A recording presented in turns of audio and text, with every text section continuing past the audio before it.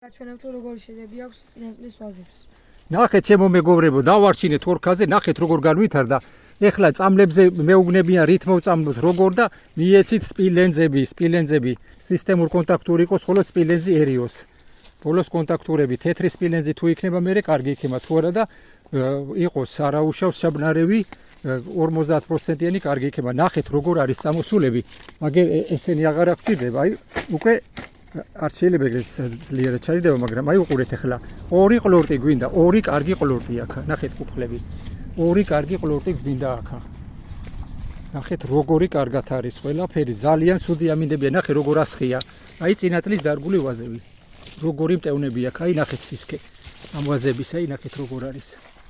ნახეთ აი როგორ ასხია წინაწლის ვაზებს, აი თითქმის ყველას, აი ნახეთ. თითქმის ყველას ასხია. აქ კიდე ჩემო მეგობრებო, აი როგორ არის ესენი. აქ არის უყურეთ. აი უყურეთ როგორი კარგად არის. აი წინა იმაში ეს შევაწყვიტე და ერთი ვითარდება აქ. ესენიც აღარ აღჭირდება ხოლმე აი ესენი. და თუ ძალიან გზელი წავიდა რა, აქ უნდა ჩავაწყვიტოთ, აი იმაში ჯერ წამოვიდეს, რომ მე აქედან წავიდე და განვითარდეს. ძალიან გზლები არ გავზარდოთ. აი ახლა შევხედოთ ახლა ჩვენ აბა მოდი სიხარულო შენი დარგული ვაზები, საკუთრად დარგა ჩემ გიორგიმ აი ეს ვაზები და ნახე როგორი მტევნები გაიკეთა ბიჭო. ნახე აი მესამე წელში ეს ვაზები. აბა მოგწონს როგორ არის?